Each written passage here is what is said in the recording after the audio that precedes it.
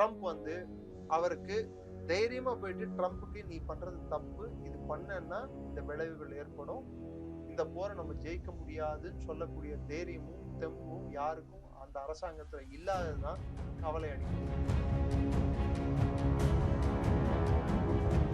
நீ அவங்களுக்கு வந்து பாதுகாப்பு கொடுப்பேன்னு சொல்லிட்டு அவங்க வந்து உன்னை கூப்பிட்டு வச்சுக்கிட்டாங்க. எண்ணெயை நீ கொடு, பாதுகாப்பை நான் கொடுக்குறேன்னு சொல்லி வச்சுக்கிட்டாங்க.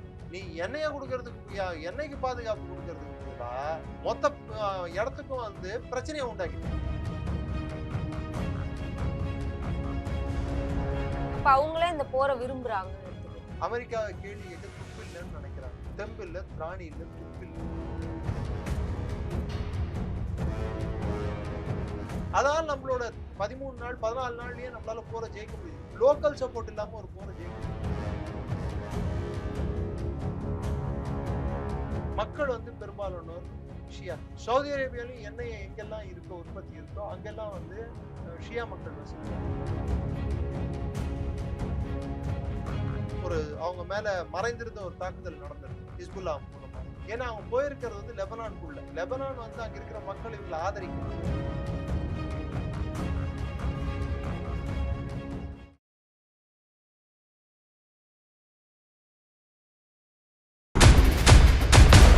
பேர் என்ன?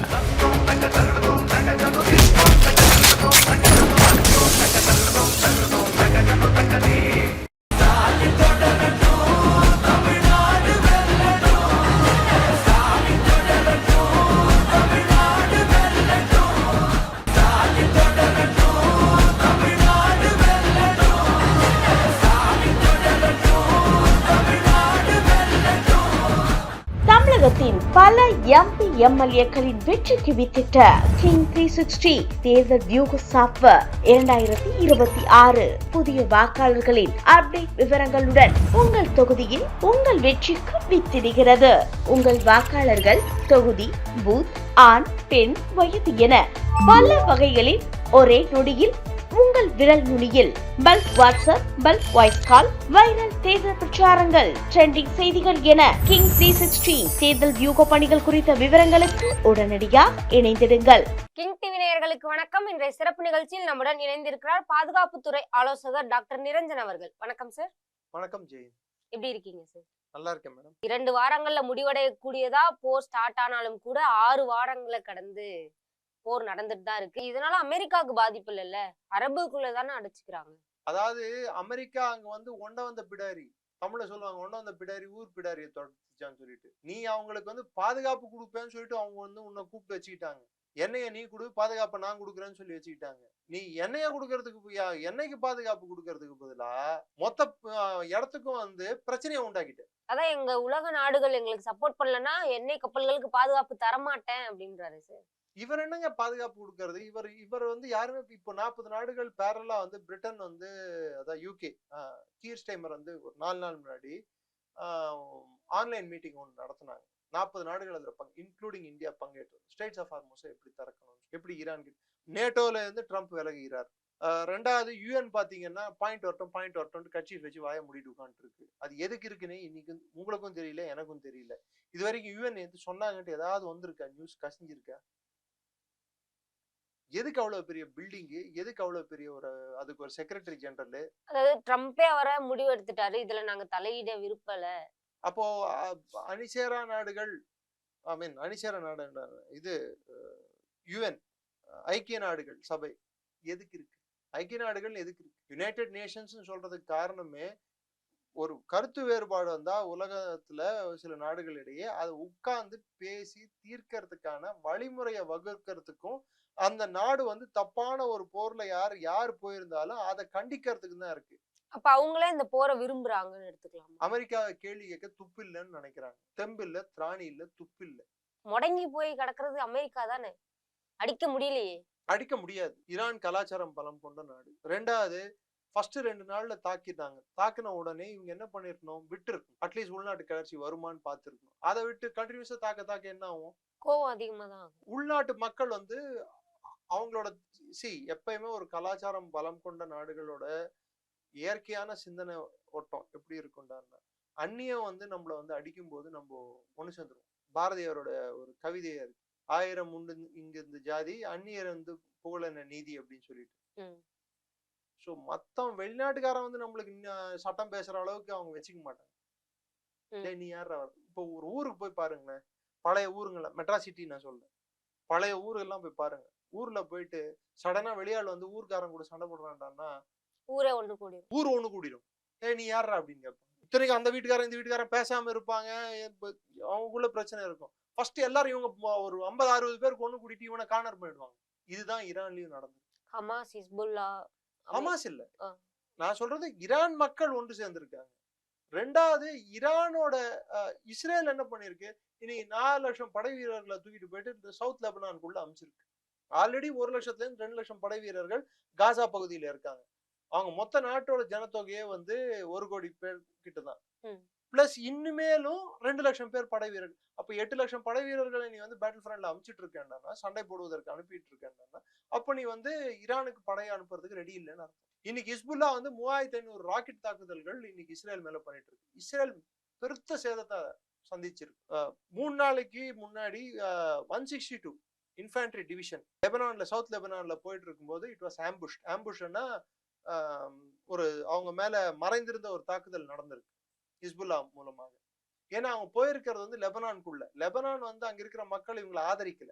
லெபனான் நமக்கு ஈரானுக்கு தானே சப்போர்ட் பண்ணும். ஆமா, ஏன் ஆதரிக்கலன்றது எதுக்காக ஆதரிக்கலன்னா, இப்போ நம்ம இப்போ உதாரணத்துக்கு நம்ம பாகிஸ்தானுக்குள்ள போய் சண்டை போனோம்னா, இல்ல பங்களாதேஷ்ல போயிட்டு நம்ம வெற்றி அடைய முடிஞ்சது 71ல அப்படின்னு சொன்னீங்கன்னா, பங்களாதேஷ் மக்களுக்கு அங்க இருந்த ஆட்சியாளர்கள் மேல, அன்னைக்கு இருந்த பாகிஸ்தான் ராணுவத்து மேல கோபம் இருந்தது. அதனால நம்மளுக்கு அவங்க சப்போர்ட் பண்ணாங்க.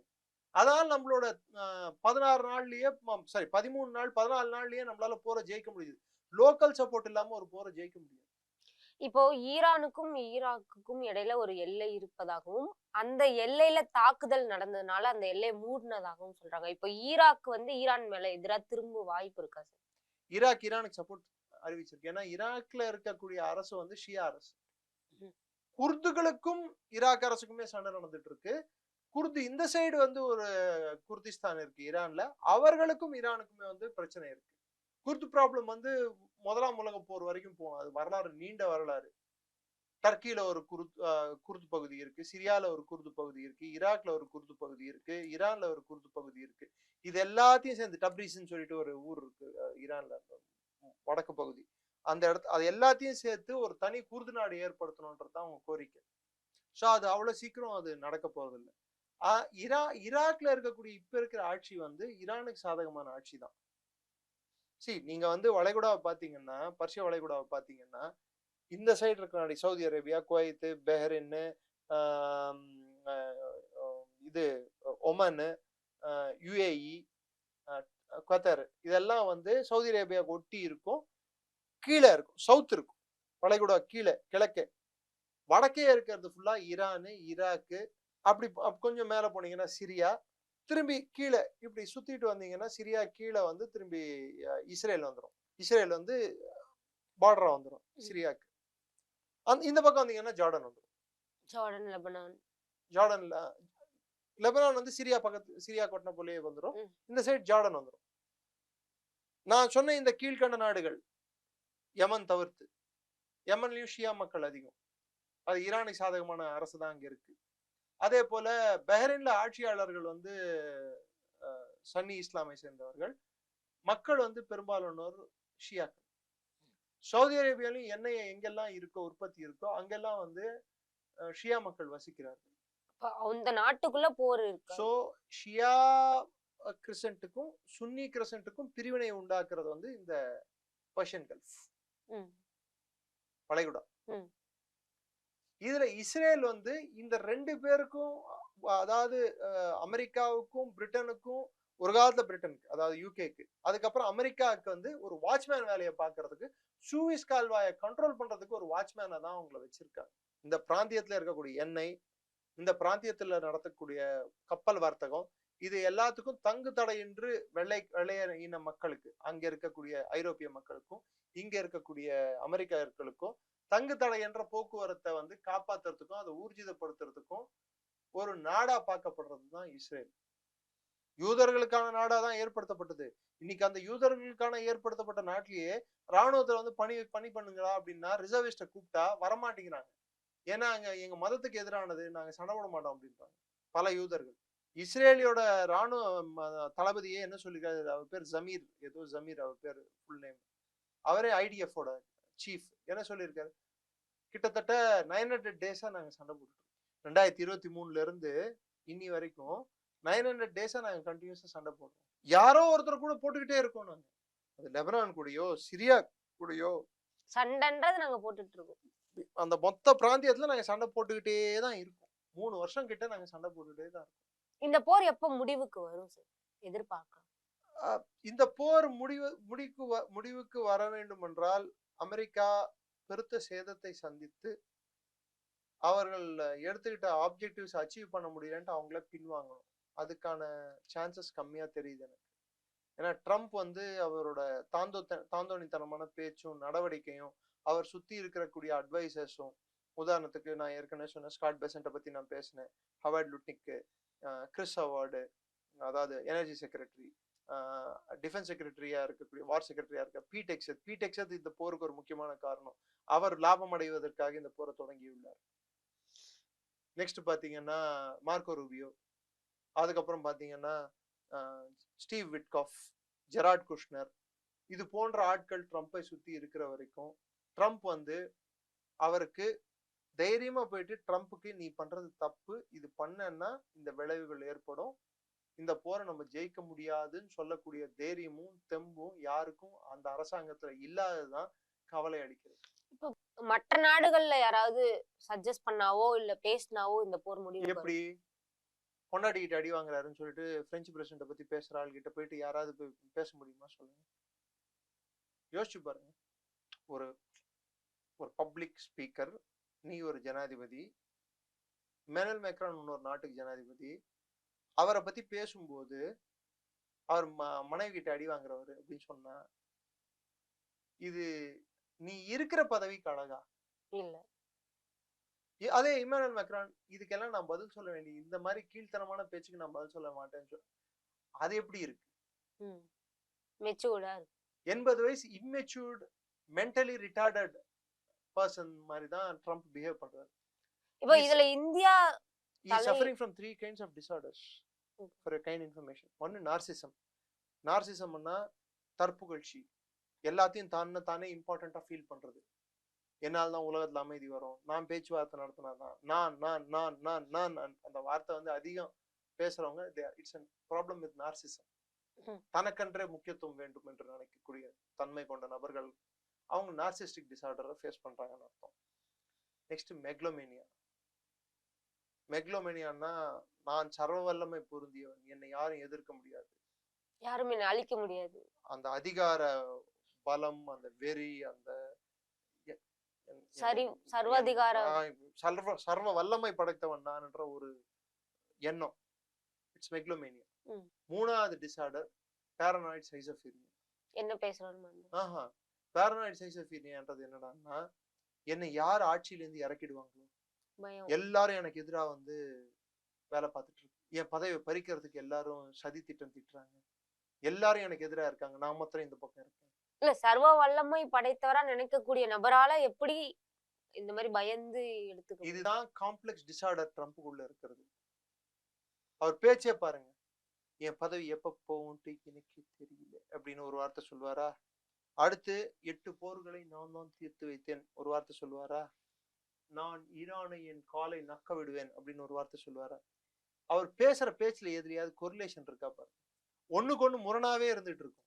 இது வந்து மென்டல் டிசார்டரான ஒரு அறிகுறி. இதுவரை எங்களுடன் பல்வேறு கருத்துக்களை பகிர்ந்தமைக்கு நன்றி. நன்றி ஜெயின்.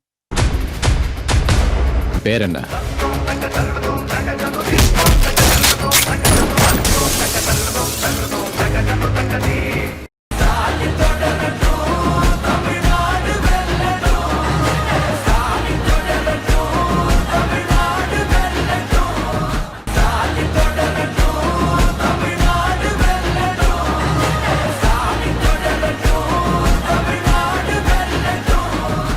தமிழகத்தின் பல MP MLA-க்களின் வெற்றிக்கு வித்திட்ட கிங் 360 தேர்தல் வியூக சாப்ட்வேர் 2026 புதிய வாக்காளர்களின் அப்டேட் விவரங்களுடன் உங்கள் தொகுதியில் உங்கள் வெற்றிக்கு வித்திடுகிறது. உங்கள் வாக்காளர்கள் தொகுதி, பூத், ஆண், பெண், வயது என பல வகைகளில் ஒரே நொடியில் உங்கள் விரல் நுனியில் bulk WhatsApp, bulk voice call, viral தேர்தல் பிரச்சாரங்கள், ட்ரெண்டிங் செய்திகள் என கிங் 360 தேர்தல் வியூக பணிகள் குறித்த விவரங்களுக்கு உடனடியாக இணைந்திடுங்கள்.